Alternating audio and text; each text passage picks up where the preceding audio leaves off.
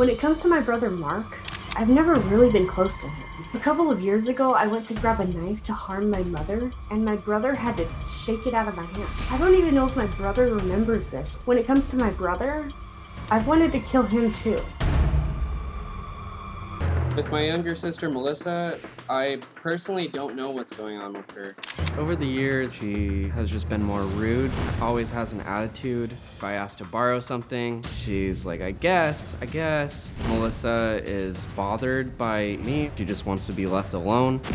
The night before Melissa left, everything seemed completely normal. And the next morning we wake up and she's just gone. When Melissa left, I was just in shock.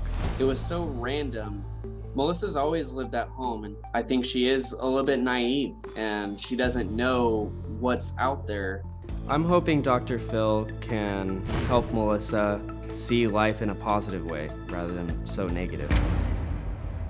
She has fantasies of murdering her mother, her father, and you. That she has in her mind this monster that kind of takes over her thoughts, and she doesn't describe it as being delusional or hearing voices, but just this part of her consciousness where she just starts having these thoughts of murdering everybody that loves her.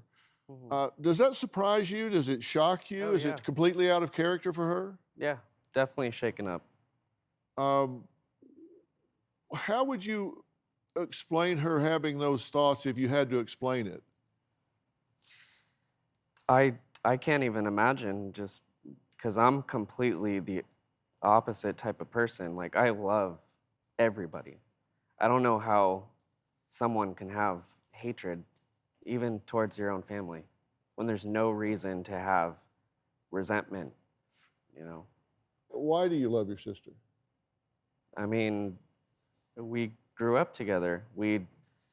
The experience that we had when we were younger, and we were so blessed to have so many different things.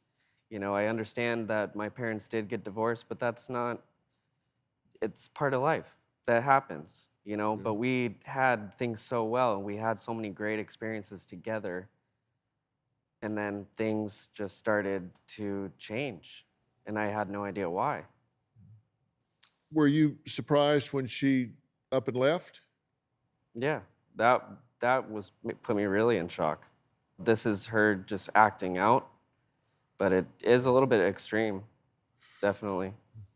Yeah, Melissa, it's interesting for me to put names and faces and actually meet the people that you've talked about murdering. And that gets very real for me when I picture in my mind your brother after you've stabbed him to death. Because it sounds to me like he's a great ally of yours, someone that has your back and cares about you, but in your mind you want him dead. I got angry when he would be able to go off and drive, you know, and go anywhere he wanted. And I was stuck at home just doing nothing. And then I never really got my license. I never was able to go out and actually have a life. And that really bothered me because I feel like he's the favorite child. Mark, I do believe that you're the favorite child in the family. I always thought it was the complete opposite. I thought you were the favorite child. Everybody's always being so nice to you. Just because I can drive and go out and do things I want, you can change that. You can get your license. You can have that independence. They gave you a car. Melissa, you never stressed to get your license. You know, we were going through some physical things with you and your health and everything, and we were taking care of that.